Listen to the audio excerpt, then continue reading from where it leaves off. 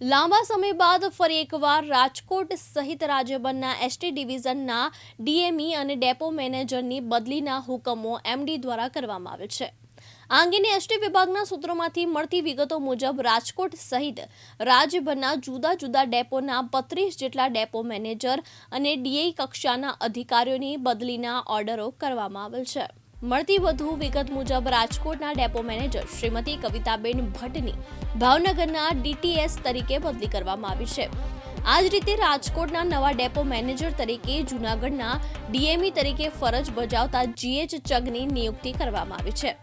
આ ઉપરાંત જૂનાગઢ સીની ડીએમઈ આરપી શ્રીમાળીની ભરૂચ ખાતે, રાજકોટના સીની ડીએમઈ એમબી રાવલની જૂનાગઢ ખાતે તથા એજે સોલંકીની નડિયાદથી જૂનાગઢના ડીએમઈ તરીકે તથા વલસાડથી બીટી પટેલને રાજકોટના સિનિયર ડીએમઈ તરીકે, જ્યારે એનસી સોનીને નરોડાથી જામનગરના ડીએમઈ તરીકે બદલી કરી મૂકવામાં આવ્યા હોવાનું જાણવા મળ્યું છે.